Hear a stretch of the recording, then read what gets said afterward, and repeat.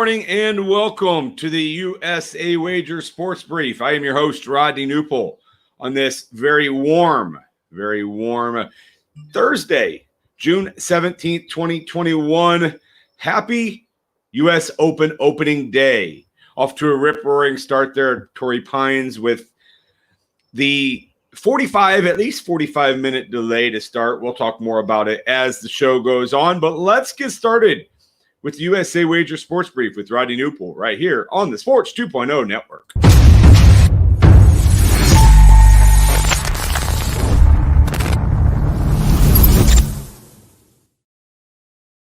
All right, once again, Sports 2.0 Network, USA Wager. I am Rodney Knuppel. This is the Sports Brief. Let's get on with the show. First question I got to ask. If you watched the game last night, if you follow the NBA, was last night's Philadelphia 76ers Atlanta Hawks game an epic choke job by the top-seeded Philadelphia 76ers, or was it an epic comeback by the Atlanta Hawks? And it could be a combination of both, and it is likely a combination of both. But a 69-44 second half roaring comeback from the Atlanta Hawks, led by superstar Trae Young, to me screams choke job by the top seed. All you need to do is maintain and not let them come back from 25 down, 28 down, whatever it was in the first half. Unbelievable. And, bringing in Doc Rivers was supposed to help things like this from happening for the Philadelphia 76ers. Now they are one loss away from being eliminated as the top seed by the Atlanta Hawks, a team that hasn't had postseason success in years. To me, it's just a complete and epic meltdown choke job. Now, let's look at Atlanta and their possibility of winning this series with a home game on Friday, tomorrow. Certainly interesting there, but Philadelphia will need to win back-to-back games, need to win on the road and at home, and they definitely can do it. They are the top seed. They do have, Joel Embiid in there that can dominate in the paint. I think Ben Simmons may be able to lock up defensively. He's very limited offensively. But man, oh man, what an absolute disaster last night in Philadelphia. And those fans were not in the least bit happy. All right, moving on to the Western Conference game last night. We saw two surprises, as this one was a surprise to me. The Los Angeles Clippers with the 119-111 win, and they are now one win away from the Western Conference Finals. And that is without Kawhi Leonard, who looks to be out the remainder of the postseason and into next season. But Paul George picked up a massive night last night, 37-10. He was the key. He was the difference maker. And what a big win for the Clippers. Now one win away and a chance to take on the Suns, who obviously could be without Chris Paul. Who knows? He's out indefinitely, and definitely could be one more hour, and definitely could be 10 to 14 more days. We don't know what the status of Chris Paul will be, but the Clippers with one more win, and they'll go back home. They'll play at the Staples Center, where they played pretty well as of late. They've won 3 straight. They won Game 7 and then Games 3 and 4 at home. Game 6 tomorrow between the Clippers and the Jazz. So that, again, puts both top seeds on the ropes. If you had to guess, where are you going with these series? I went back and forth. I still think Philadelphia wins in 7. I mean, I said 5 originally, so I can't say they would still win in 7. But I'll go with Philadelphia in 7, and I'm going to take the Clippers. I've never been sold on the Jazz. Then I started to get maybe a little bit more convinced on them. Backed off a little bit. And, the Clippers seem to be playing pretty inspired basketball. So I'll take the Clippers to win that series. I'll take the Philadelphia 76ers to win in 7. All right, let's move to Game 6 tonight in Milwaukee. The Nets are at the Bucks. The Bucks obviously have to have it, or they are eliminated from the postseason. The Bucks are -5.5. It is 220.5 is your total for Game 6. I do think Milwaukee wins this and sends to 7. We have an opportunity for 3 Game 7s in the NBA second round, and that's obviously great great for the game, great for the fans. Viewership goes off the charts. I think the Bucks win tonight and move that to Game 7. They would, of course, play Game 7 on Saturday. Philadelphia, Atlanta, and the Clippers and Jazz would play Game 7 on Sunday. So we'd have a nice weekend of NBA playoff basketball. All right, let's move to the ice. And it's the third surprise of the night. All three games last night in the playoffs I thought were surprises.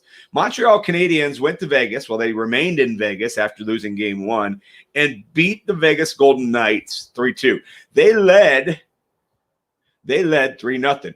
And I lucked out a little bit here because I told you yesterday, if you wanted to take the Golden Knights minus the 1.5, fine. Don't take them as big favorites. I didn't take them minus 1.5, and I said, I really think this game you might want to stay under 5.5 because I just don't see Montreal scoring. While I was wrong on part of it, the bet, that's where you get lucky. It was a lucky bet. It won. The minus 5.5 picked up a win. I'm just sticking with this series. If it's 5.5, I'm going to take the under on all of them. I just don't see high-scoring games in this series. Obviously didn't get the correct pick last night as far as the winner, but 3-2 final in Vegas. Montreal and the Golden Knights are now tied 1-1 as they go to Game 3 tomorrow in Canada. Alex Pietrangelo, both goals for Vegas. And again, they need to pick it up and find a way Friday and or Sunday to keep that series even coming back home for Game 5 next week. All right, Game 3 in Long Island tonight. Been a fun series as well. Tampa Bay is minus 140 at the Islanders. If you've tuned in here, I've been Tampa Bay all along. I'll take the Lightning tonight, despite being on the road against a very well coached, very good New York Islanders team. And that is a look at the National Hockey League. All right, yesterday in Major League Baseball, Yadier Molina walk-off single. Cardinals beat the Marlins, swept the Marlins in 3 games, and in fact swept the Marlins all 6 games this season. Speaking of walk-offs, Yasmani Grandal, another catcher, picked up a walk-off single yesterday as the Sox beat the Rays 8-7. And Charlie Blackmon with a walk-off single as well. And despite the 477-foot home run for Fernando Tatis Jr., the Rockies topped the Padres 8-7 as well. Cincinnati won their 6th straight. They beat the Brewers 2-1. There are now 4 teams in the National League Central within 3 games in the standings. I don't know if that's good, if that's bad. It's good for the game. I don't know if it means that anybody's any good in the division. That's the first comment you get. Oh, it's dumpster fire. And maybe is. Pittsburgh obviously is a big-time dumpster fire. But I like the competitiveness of 4 teams within 3 games. Obviously one of them being my team, St. Louis Cardinals. Cardinals obviously played better now. Cubs struggling with 3 straight losses. Brewers struggling 3 straight losses.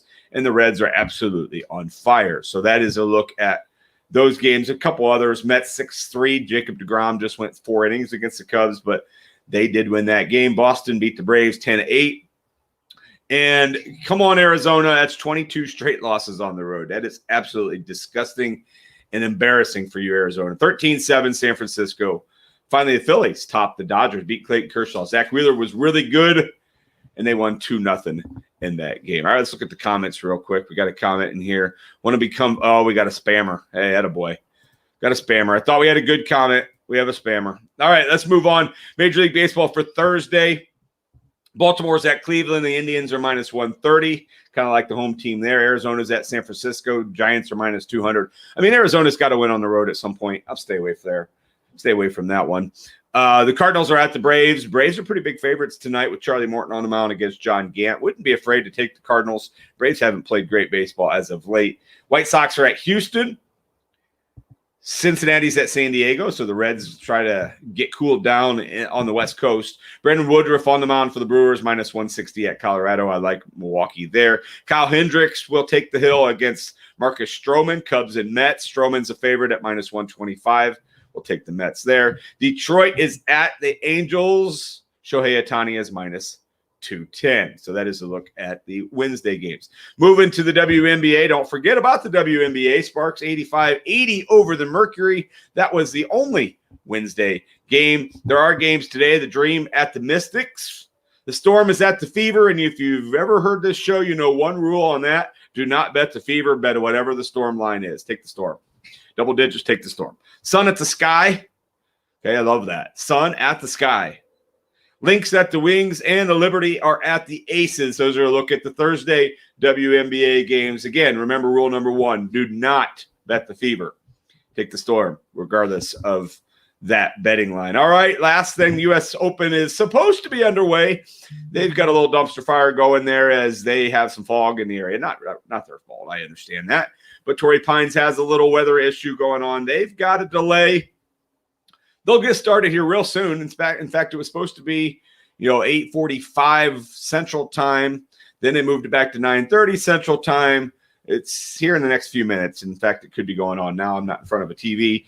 My guy's Justin Thomas. That's my guy. He's supposed to tee off somewhere around 10:30 Central Time. Probably going to get pushed back into the 11 o'clock hour. Of course, they're out in Torrey Pines, so they're Pacific time.